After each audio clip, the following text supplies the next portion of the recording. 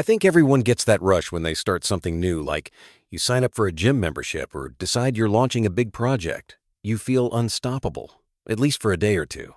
That first day energy is wild, isn't it? But what always gets me is how fast it disappears. It's like one bad night's sleep or a busy week, and suddenly, that fire is out.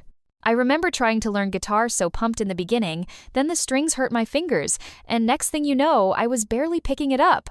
Exactly. It's like motivation's just this quick spark. It lights you up but doesn't last.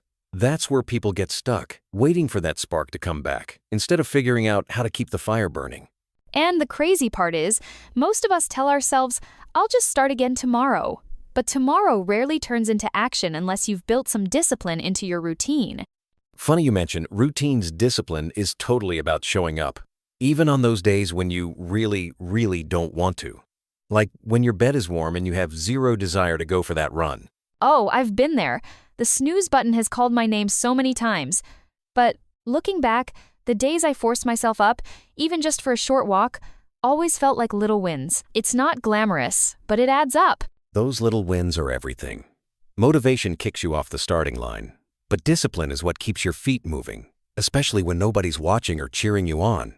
It's almost like discipline is the secret ingredient separating, well, the dreamers from the actual doers. Anyone can start, but not everyone keeps going when things get boring or tough. That actually reminds me of something. Your future isn't shaped by the big goals you set, but by what you repeat every day. Every small action, or every skipped task, it all counts. I totally see that. Like, even just reading 5 pages every night, over time, actually changes how you see yourself. Suddenly, you go from being someone who just wants to improve to someone who's constantly growing. It's wild how identity can shift bit by bit. Yeah, and each time you follow through, even on the dull stuff, you're kind of casting a little vote for the person you want to become. Now, if you look at athletes or entrepreneurs, they're not walking around motivated all the time. They get tired, frustrated, and fail, just like everyone else. And yet, they just keep showing up. I read this interview with a marathon runner who said some days tying his shoelaces was the hardest part, but he did it anyway, and that's what made the difference. That's such a good point. It's not about never feeling discouraged. It's about refusing to let those feelings make the decisions for you. What surprises me most is discipline doesn't mean you have to completely flip your life upside down overnight. It's more about those tiny, consistent choices like waking up 10 minutes earlier or drinking water before coffee. Those build momentum. Yeah, and I think people get overwhelmed because they imagine discipline as some hardcore all-or-nothing thing. But honestly, it's the little stuff stacking up, kind of like interest in the bank. Not flashy at first, but huge over time. Here's something I wish more people talked about when you keep promises to yourself. Even the tiny ones. You start trusting your own words. That trust is massive for building confidence. That's so true.